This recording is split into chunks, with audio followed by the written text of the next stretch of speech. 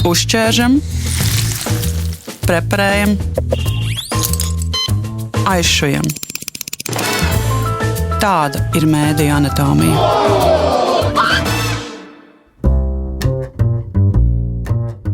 Žurnālisti bieži vien ir pārāk slinki, lai cīnītos par piekļuvi patiesībai. Tā saka poļu režisori Agņeska Holanda, kuras jaunākā filma Zaļā, robeža īsu brīdi skatām uz Latvijas kino ekrāniem. Filmas sižets tikpat labi varētu risināties Latvijā. Stāsts sākas uz Baltkrievijas robežas, kuru mēģina šķērsot bēgļu grupa, kas kļuvuši par instrumentiem Putina un Lukašenko hibrīdkarā ar Eiropu. Kāpēc un kā tapa šī filma par bēgļu krīzi?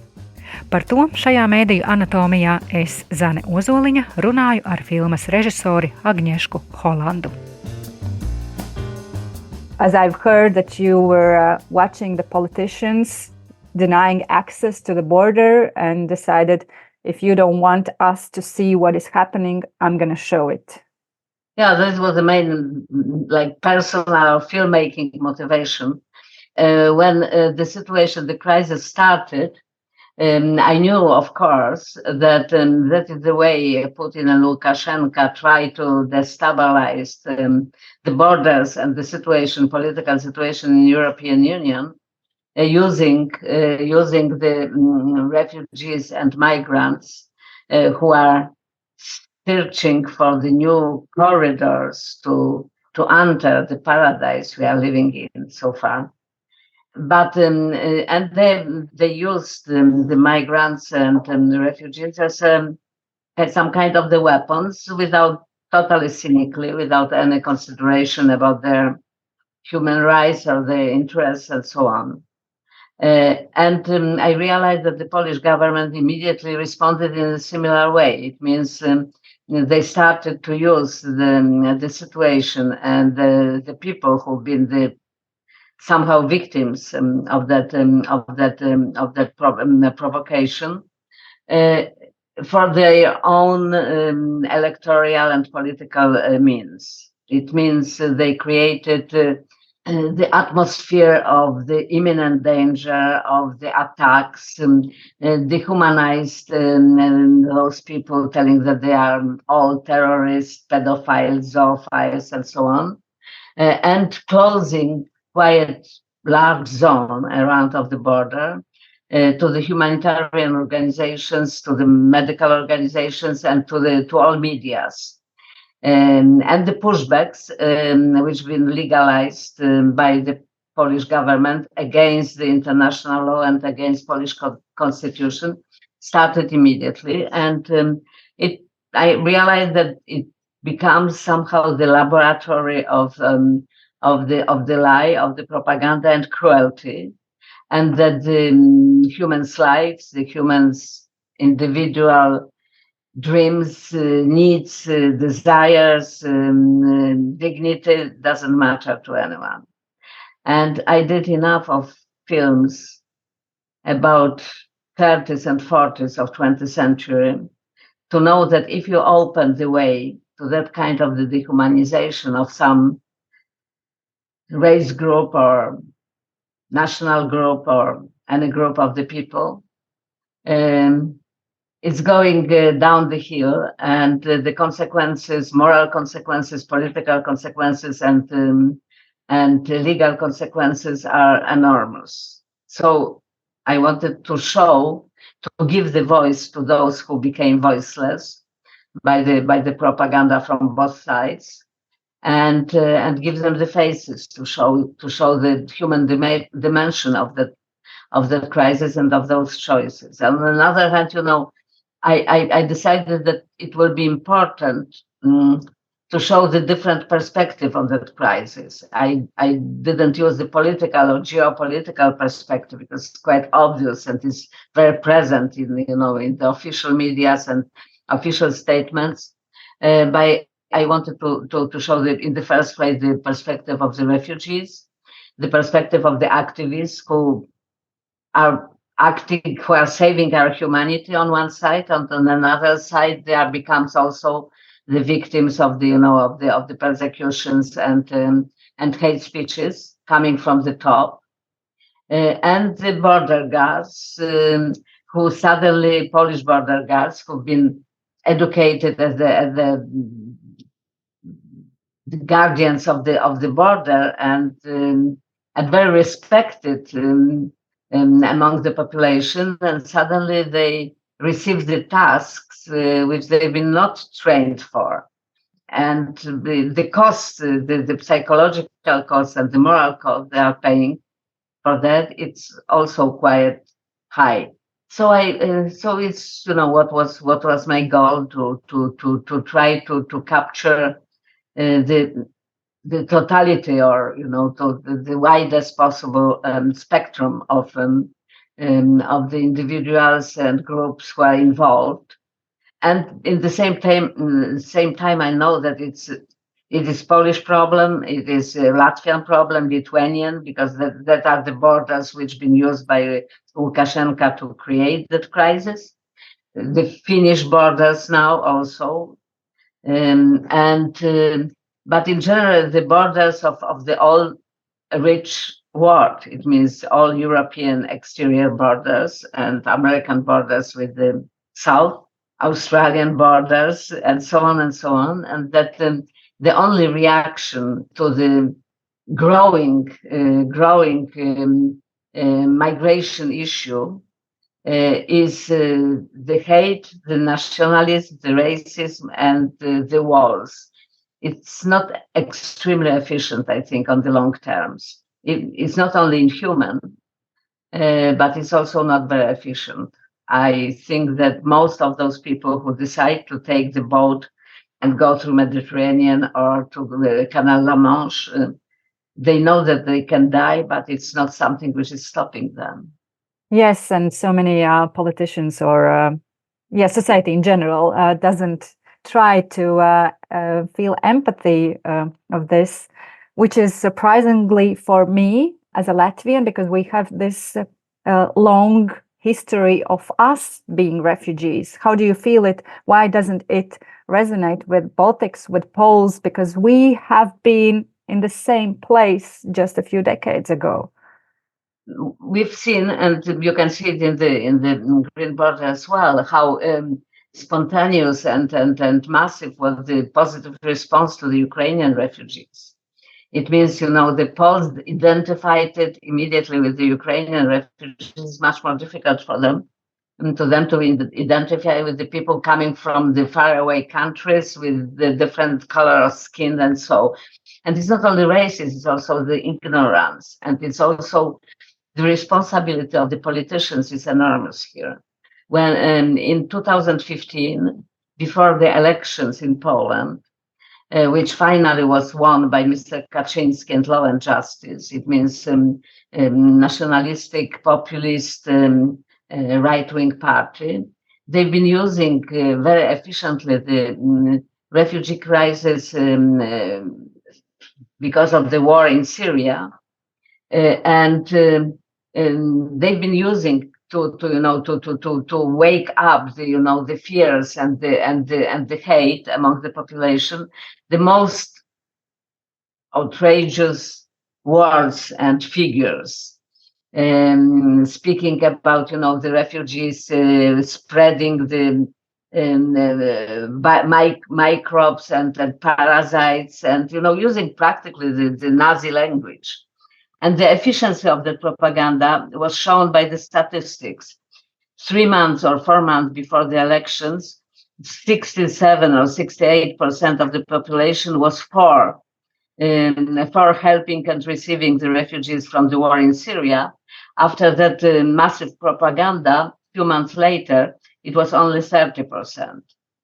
And we know exactly from 30s of 20th century that kind of the propaganda can be very efficient. And we know it from war in Rwanda. We know it.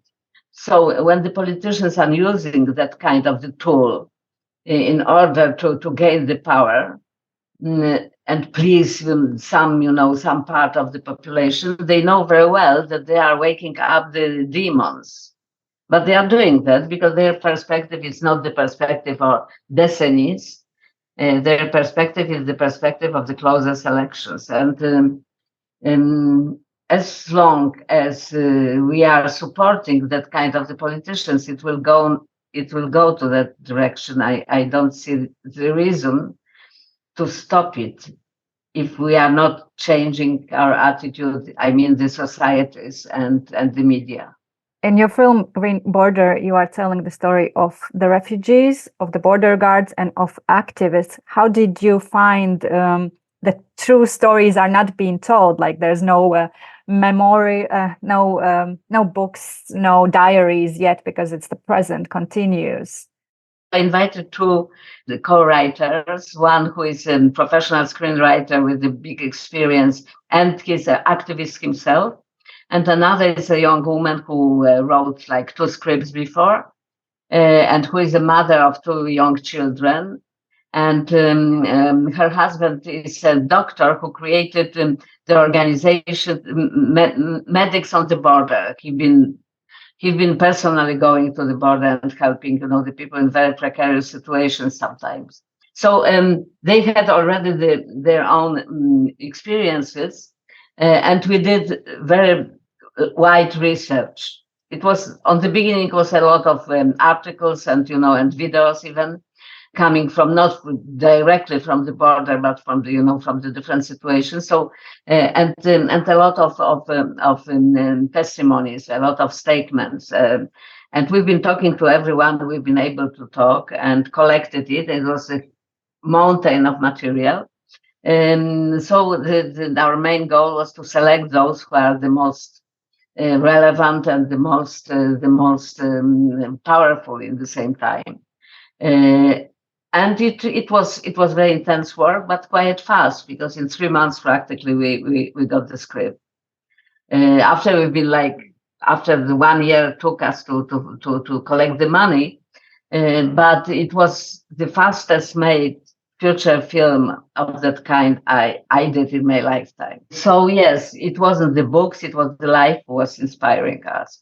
But in the same time, I was political emigre in 80s in France, and with the like woman alone with the young child, and it was much easier for me to exactly understand the psychological situation of those people who are doing everything. Of course, my situation was not so dramatic. I was Polish citizen, the filmmaker in France, and not the Syrian refugee on the Polish-Belarusian border. But when I was talking to my actors, Syrian actors living in France and Belgium, but recently they escaped from Syria and they know it very well. We found so much in common that it was somehow, it was really easy to me to write that part. You also have this part, Julia, which for me a little bit was associated, if in Latvian it would be Ieva. As I think from our colleagues, that Ieva Robeža is our activist who is now being on trial and maybe possibly facing even a jail time. In your film, Julia is a lonely woman who has lost her loved one, her husband. And how do you feel the activism? How does it come from? Sometimes it feels like there are some, it has to be something beyond normal to drop everything and risk yourself and just risk your reputation, your life, your regular sleep to help others. Yeah, it is a big mystery. I think that we know a lot, and the art is dealing a lot with the evil. It's much more difficult to speak about the good.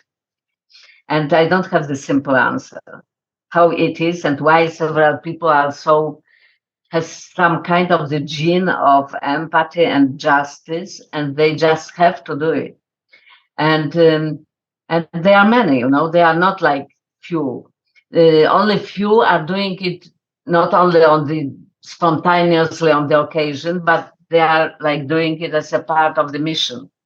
And yes, they are strange, they are different, and they are dangerous to the state, because the state doesn't like the human rights or human well-being go over the political interests.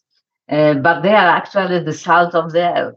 It's because of them that our humanity is saved and was saved in the past. several times.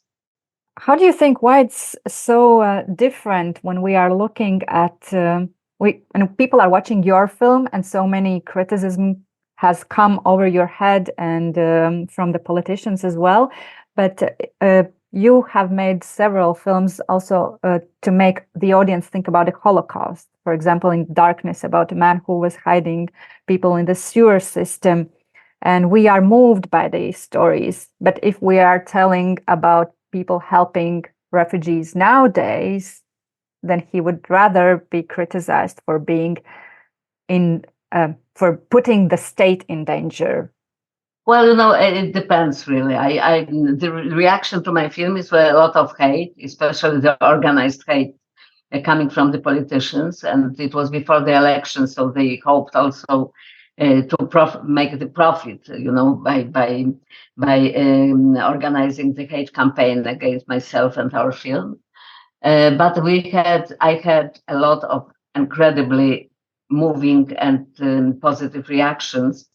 In Poland, movie had over 800 viewers during a few weeks, and if I count after the VOD and so on, I think that it was way over the million. And most of the people who watched the film have been moved, and moved in very, strong way, with the tears coming through and with the long silence after the screening and long conversations after, which somehow felt like the collective therapy. And I experienced not only in Poland, but in all countries we've been showing the film. We can wake up, at least among certain viewers, the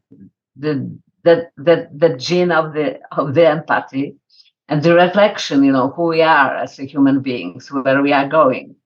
And that is also the subject you have talked about your movies previously as well. And I wanted to touch also about Mr. Jones. And could you see the similarities here when in the 30s, a Pulitzer awarded journalist would be denying atrocities happening to Ukrainians then in Holodomor? And now, what is the role of journalists? Well, I think that, on one hand, you have still a lot of incredibly courageous, brave and independent journalism and investigative journalism, even in the countries which are half authoritarian or at least led by the populist governments who are aiming the free press and media. On the other hand, they are too lazy, I think, and not enough fighting for the access to the facts. And for example, the big disappointment about Polish journalists was when that zone around of the border had been closed by the authorities and the access to media was revoked, was forbidden. They didn't try. They didn't go. They accepted. Okay, it's I cannot turn to the right. I'm not turning to the right, and I think that was a sin, and somehow it deprived them on the moral force to report another decisions and the decisions of the current government. But the biggest, I had some speeches recently because I became the woman or man or whatever, a woman of year for the Polish newspapers Gazeta Wyborcza, and when I was talking there, I told that to me the biggest enemy of the contemporary journalism is not only the internet and social media and artificial intelligence, which is in come, but the populism and the polarization, and that it was the subject of Mr. Jones, a part of the Holodomor, which was of course the main subject of the film. It was the situation of the journalists who believe that to serve some political agenda they consider important or right, they are able to totally destroy the facts and create the fake news. And unfortunately, that tendency exists on both sides, on the sides of the democratic press and on the sides of right-wing or fascist press. And it's not the symmetry here. I know that the reasons are different and also the efforts are different, but it is very real danger, because it means living in the polarized society. We are losing the half of our possible interlocutor. Do you think there is a solution, an exit? Is there a way journalists could come back to their roots and the essence of the work to make it? They have to. They have to, because without the free press or media who are reporting the truth, investigating and reporting the facts and the truth, the democracy cannot survive. I think that is like the first pillar of the democracy. And second is the politicians who are courageous, who are not like totally corrupted by the desire to keep the power on all price. And third is to wake up of the public opinion. But all is connected. But the first thing is to me are medias. How do you think, after watching your film, are there some journalists in Poland who maybe have made up their mind? Oh no, I have to go there, because it's still going on. I have to go there and try to get on the border and get the right story out. Well, maybe some, but I'm afraid that they thought, okay, Agnieszka Holland made the work, and now we can go. We can pass it and go on. And I am here to remind them constantly that it's not over. I have watched one of the Q&As after the movie, which has been put on the YouTube, I think after the New York Film Festival. And you also made a connection about the Vietnam War, that until the journalists were reporting the actual picture there, then the politicians would tell their own narrative as they would like. That was one of the inspirations for me. It was the statement of Mr. Kaczynski, the ruler of the leading the party, who've been like the creator of the decisions, political decisions concerning the propaganda decisions concerning the refugees. And after they locked that quiet white territory, and forbid the access to the media, he said that America lost the war in Vietnam because they let media to go there. And it means it was for me the sign that he believed, and it's true somehow, when an American public opinion watched the images of the burned children, and especially that iconic image of the little naked girl burned by napalm, who is running and crying. It made the huge impact on the change of the opinion. They said, we don't want that war. We don't want to be there. So he was right, but it showed me that he believed in the power of the images. And I said, okay, that is a good reason for me. You are afraid of the images. You want to censor the images, and I am able to create the images which has that power. Aren't you sometimes a little bit afraid about how your historical films sometimes repeat themselves nowadays? What I would mean, one example, that Evan Greshkovich, the American journalist, is now accused of spying and being jailed in Moscow, which is the same accusation from the Mr. Jones. Yeah, and somehow I was doing that historical films because I felt that they are relevant and certainly may become very soon relevant if we will not take the precautions. And unfortunately, we are not taking precautions. So the history didn't stop.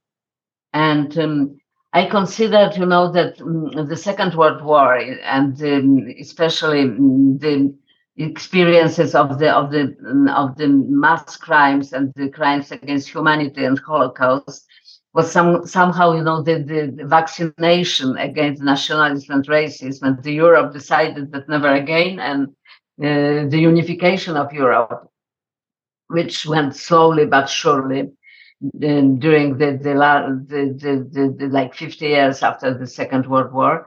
It was the response to that experience. And that vaccination, unfortunately, started to evaporate. And it started, to me, on the beginning of 21st century, especially after September 11. And it became clear to me that the brown and dark forces are waking up and that they can take over, and that nationalism or racism is not taboo anymore, even to the most civilized democratic societies, and that that we can see again coming from Russia, coming from different directions, that evil waking up. You also mentioned the hate speech you have received after the Green Border was released, and you even had 2 bodyguards accompanying you for the screenings in Poland. How do you feel safe now, and would you ever had imagined that a filmmaker would be in danger because of a film, of the work, of artwork? Many filmmakers have been in danger before. Now in Cannes, they welcomed Mahmoud Rasool, Iranian filmmaker who been sentenced to 8 years in jail. So, yeah, it is possible. I didn't imagine that it's possible in the democratic country, the part of European Union. And I expected the hate coming after, Green Border. But I thought that they will use that the government, the people, politicians will use the media to spread, and social media to spread it. I didn't believe that the personal, prime minister, president of the country, minister of justice, etc., that they took such a, outrageous number of terrible accusations and hate speeches. So that it was a bit surprised.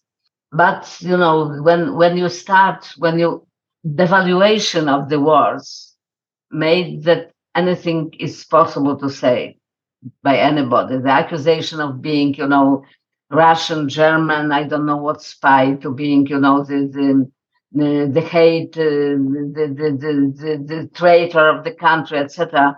They are every day are in the parliament. You can hear that kind of the accusation. So you can tell whatever without paying for that. But unfortunately, after it goes to some fertile ground, and you always can find some destabilized or fanatic person who will translate that words to the acts, as it happened in Poland against the primator of Gdańsk, Paweł Adamowicz, was assassinated like that. And recently, the attack of Mr. Fico is exactly similar kind of the situation. So they are somehow sharpening the knives, which after can go, in their own breast. How about now? Do you feel safer in Poland when you? Yes, I do. Yeah, I do. I'm still being criticized by different politicians, even the new politicians I was voted for.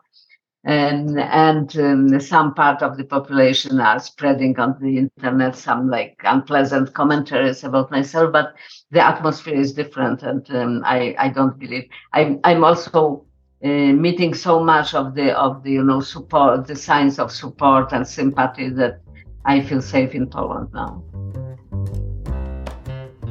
Dzirdējāt sarunu ar poļu režisori Agņešku Holandu, kuras filma Zaļā robeža īsu brīdi skatām uz kino ekrāniem Latvijā.